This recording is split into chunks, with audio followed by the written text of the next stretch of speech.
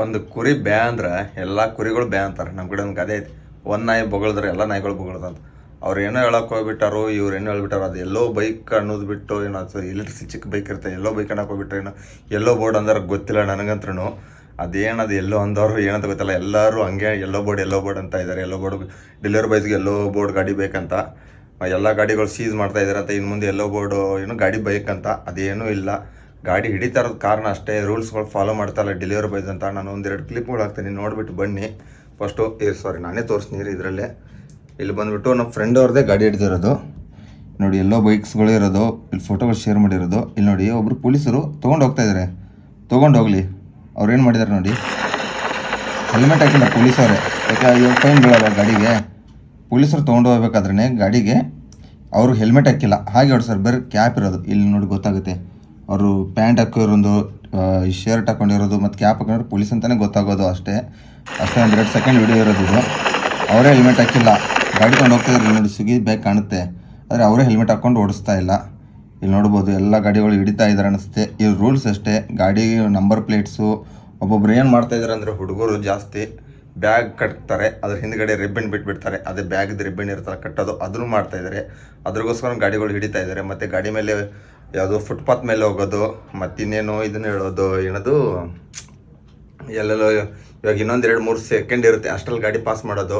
ಎಲ್ಲ ಫೈನ್ಗಳಿದಾವೆ ತುಂಬ. ಇವಾಗ ಎಲ್ಲ ಹುಡುಗರಿಗೆ ಹೇಳೋದು ಒಂದೇ, ರೂಲ್ಸ್ಗಳು ಫಾಲೋ ಮಾಡ್ರಪ್ಪ. ನಾವೇ ರೂಲ್ಸ್ಗಳು ಫಾಲೋ ಮಾಡಿಲ್ಲ ಅಂದ್ರೆ ಅವ್ರು ಯಾಕೆ ನಮ್ಮ ಗಾಡಿಗಳು ಸೀಸ್ ಮಾಡ್ತಾರೆ? ಇದೇನು ಎಲ್ಲೋ ಬೋರ್ಡ್ ಗಾಡಿ ಬೇಕಂತ ಏನಿಲ್ಲ ತಲೆನೋ ಆಗ್ತಾ ಇರೋದು. ಒಬ್ಬರು ಡೆಲಿವರಿ ಬಾಯ್ಸಿಂದ ಎಲ್ಲರೂ ಬೈಸ್ಕೊತಾ ಇದ್ದೀವಿ ನಾವು. ಡೆಲಿವರಿ ಬಾಯ್ಸು ಯಾರ್ಯಾರೋ ಒಬ್ಬರು ಮಾಡ್ತಾರೆ ಯಾರು ಹೇಳಿ? ಎಲೆಕ್ಟ್ರಿಕಲ್ ಚಿಕ್ಕ ಎಲ್ಲೋ ಬೈಕ್ಸ್ ಇರ್ತಾವಲ್ಲ, ಅವ್ರು ಮಾಡ್ತಾ ಇರೋ ತಪ್ಪುಗಳು.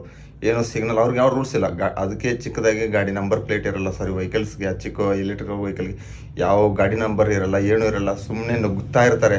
ಆ ಟ್ರಾಫಿಕ್ ಅನ್ನಲ್ಲ, ಏನನ್ನಲ್ಲ. ಮತ್ತು ಇನ್ಸ್ಟಾಮಟ್ಟು, ಜೆಪ್ಟೋ, ಜಾಸ್ತಿ ಜನ ಈ ಥರ ಚಿಕ್ಕ ಇರೋದು 10 ನಿಮಿಷದಲ್ಲಿ ಏನು ಡೆಲಿವರಿ ಇರುತ್ತಲ್ಲ, ಅವರೇ ಜಾಸ್ತಿ ಯೂಸ್ ಮಾಡ್ತಾ ಇರೋದು.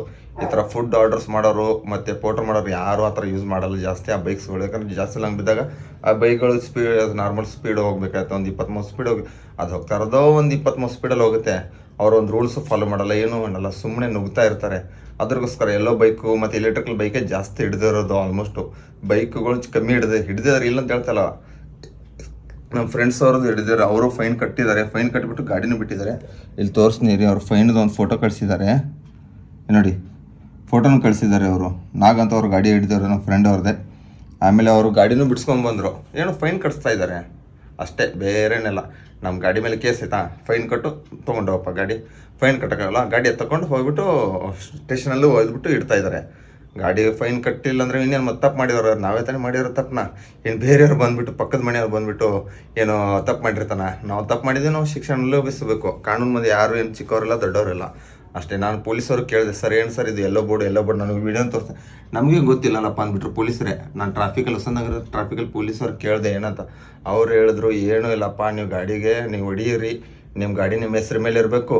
ಫಸ್ಟ್ ಆಫ್ ಆಲ್ ಹೇಳ್ತಾರೆ ಅವರು, ಗಾಡಿ ನಿಮ್ಮ ಮೇಲೆ ಹೆಸರು ಮೇಲೆ ಇರಬೇಕು, ನಿಮ್ಮದೇ ಗಾಡಿ ಇರಬೇಕು, ಓನ್ ಗಾಡಿ. ನಿಮ್ಮ ಅಪ್ಪ ಅವ್ರದ್ದು, ನಿಮ್ಮ ತಮ್ಮ ಅವ್ರದ್ದು, ನಾನು ರಿಲೇಷನ್ ಗಾಡಿ ಐತಿ, ಅವ್ರ ಗಾಡಿ ಐತಿ, ಏನೂ ಕೇಳಲ್ಲ ಅವರು.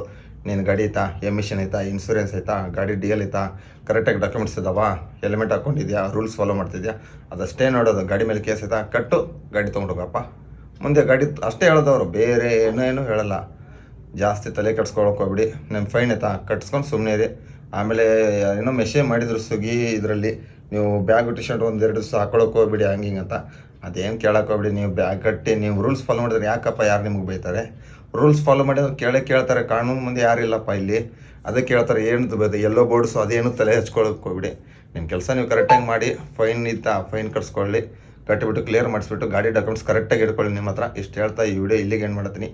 ಈ ವಿಡಿಯೋ ಇಷ್ಟಾದ್ರೆ ಲೈಕ್ ಮಾಡಿರಿ, ಶೇರ್ ಮಾಡಿರಿ, ಕಮೆಂಟ್ ಮಾಡಿರಿ. ಟಾಟಾ ಬಾಯ್, ಗುಡ್ ನೈಟ್, ಲವ್ ಯು. ಯಾಕಂದರೆ ನೈಟ್ ಹೊತ್ತಿನಲ್ಲಿ ಮಾಡ್ತಾಯಿದ್ದೀನಿ. ಇವಾಗ ಟೈಮಿಂಗ್ಸ್ ಎಷ್ಟಪ್ಪ ಅಂದರೆ 10:23 ಗಂಟೆಗೆ ವಿಡಿಯೋ ಮಾಡ್ತಾಯಿದ್ದೀನಿ. ಇವಾಗ ನಾನು ರೂಮಿಗೆ ಬಂದಿರೋದು ಅಷ್ಟೇ.